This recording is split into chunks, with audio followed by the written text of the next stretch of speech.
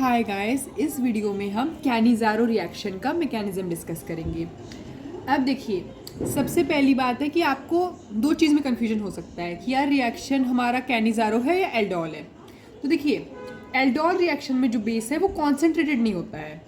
Cannizzaro में हम लोग कॉन्सेंट्रेटेड बेस लेते हैं। और दूसरी बात, सबसे इंपॉर्टेंट मतलब बात ये है कि कैनिज़ारो रिएक्शन में जो हमारा सबस्ट्रेट है, मतलब यार एल्डिहाइड या कीटोन ही होगा, पर उसमें अल्फा हाइड्रोजन नहीं होना चाहिए।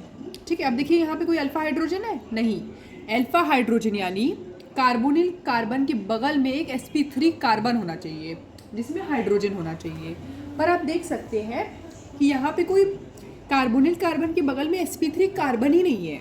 आप देख सकते हैं sp3 कार्बन क्या होता है, अगर आपको इसमें डाउट है देखिए, ये है सोचिए एसीटोन। ठीक है, ये आपका क्या है, एसीटोन है। अब एसीटोन का ये जो कार्बोनिल कार्बन है, इसके बगल में एक sp3 हाइब्रिडाइज्ड कार्बन है जिसमें कि हाइड्रोजन है। इसे हम अल्फा हाइड्रोजन कहते हैं। अगर ये होता है ना तो आपका एल्डोल होगा रिएक्शन। ठीक है, ये होगा और वो एक्वस बेस होता है।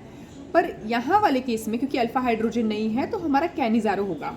अब क्या होगा देखिए, अब ये तो देखिए बहुत समझने वाली नॉर्मल बात है ना कि ये क्या है, KOH मतलब क्या है, OH माइनस आयन डोनर है ना, वो बेस है, मतलब क्या है, OH माइनस आयन डोनर है। अब एल्डोल होता तो बात अलग थी ना। एल्डोल होने से क्या होता, अल्फा हाइड्रोजन होता। अल्फा हाइड्रोजन होने से क्या होता कि ये प्रोटॉन एसिडिक होता, तो बेस आके इस प्रोटॉन को एब्स्ट्रैक्ट करता। क्योंकि हम सबको पता है कि एसिड बेस रिएक्शन सबसे ज़्यादा फास्ट होता है, तो वहाँ तो केसी अलग होता ना, इसको एब्स्ट्रैक्ट कर लेता। इसको एब्स्ट्रैक्ट करने से क्या होता, डीलोकलाइजेशन होता। मतलब सोचिए, अगर बेस होता वो इस प्रोटॉन को एब्स्ट्रैक्ट करता और ये ऐसे होता, ठीक है, और इसके बाद ये डीलोकलाइजेशन होता, तो इससे स्टेबलाइज हो जाता ये ना, डीलोकलाइजेशन से तो स्टेबलाइज हो जाएगा इंटरेक्शन। तो इसीलिए यहाँ पे एल्डोल में ऐसे मैकेनिज्म जाता है। पर कैनिज़ारो में क्या है ना, कैनिज़ारो में कोई यहाँ पे अल्फा हाइड्रोजन है ही नहीं, इस वजह से एसिडिक प्रोटॉन है ही नहीं। ओके, तो इस वजह से क्या होगा, ये OH माइनस आपका आके किस, अब देखिए दोनों तो एक जैसा ही है, इसमें तो कोई लोड ही नहीं है, आप कहीं पे भी अटैक करवा दो दोनों में से। तो आप सपोज हम इसमें अटैक करा देते हैं, ठीक है, तो क्या होगा, अगर हम सोचिए एक सबस्ट्रेट लेते हैं, इसको ऐसे लिखते हैं और इसमें OH माइनस लिखते हैं ऐसे करके, तो इसको हम यहाँ पे ऐसे अटैक करवा दे रहे हैं, तो क्या बन रहा है, HCO माइनस, ठीक है, H बन रहा है और OH बन रहा है। अब एक और सबस्ट्रेट है तो ये तो इस पे एक पे अटैक हुआ, ये वाला बच्चा है ना, तो ये क्या है, HCOH। अब देखिए यहाँ पे क्या होता है, हाइड्राइड ट्रांसफर होता है, मतलब कैनिज़ारो रिएक्शन में होता है हाइड्राइड ट्रांसफर। अब आपको एक बात समझना है कि हाइड्राइड H माइनस है, मतलब H माइनस का ट्रांसफर होगा, तो क्या होगा, ये जब यहाँ पे रिवर्ट करेगा तो ये H माइनस, ये H माइनस के फॉर्म में यहाँ जाएगा और ये इधर जाएगा। ठीक है, मतलब ये यहाँ से ट्रांसफर हो गया, तो क्या बना, HCOOH बना प्लस C, ये H2O, और ये देखिए ये यहाँ पे ट्रांसफर हुआ, तो CH2 तो था, एक और C हुआ ना, कि ये H था, एक H यहाँ से लगा, तो CH3O माइनस।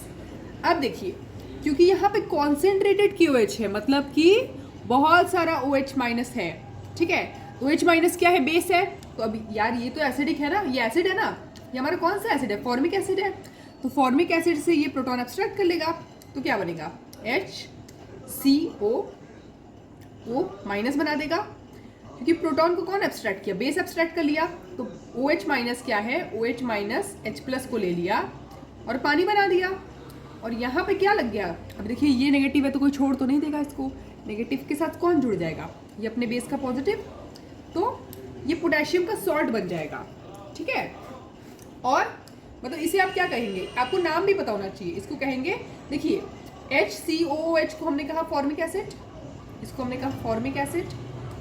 इसमें अगर पोटेशियम जुड़ जाए ना तो हम लोग कैटायन को पहले नाम देते हैं ना, इसको बोलेंगे पोटेशियम, और ये सॉल्ट है तो इसे पोटेशियम फॉर्मेट, ये फॉर्मिक एसिड से नाम आया, ये तो ठीक है, HCOO minus K plus plus.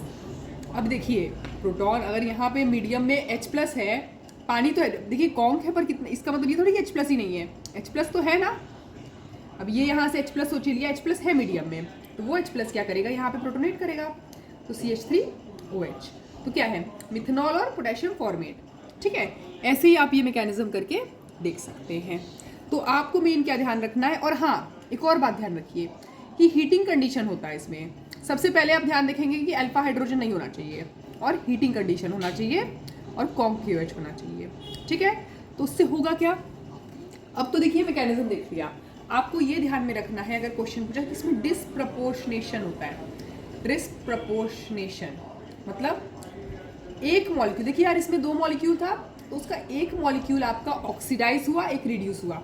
Oxidation मतलब एडिशन ऑफ ऑक्सीजन, तो एक इसका मॉलिक्यूल ऑक्सीडाइज हो गया ना, एल्डिहाइड से एसिड बना, और एक इसका रिड्यूस हुआ, रिड्यूस मतलब एडिशन ऑफ हाइड्रोजन, CH2OH बना, CH3OH, इसमें हाइड्रोजन ऐड हुआ मतलब इसका रिडक्शन हुआ, इसका ऑक्सीडेशन हुआ। तो ये H- जो है, देखिए ये H- जहाँ पे जाके अटैक करेगा उसका रिडक्शन होगा, जहाँ से निकल जाएगा उसका ऑक्सीडेशन होगा।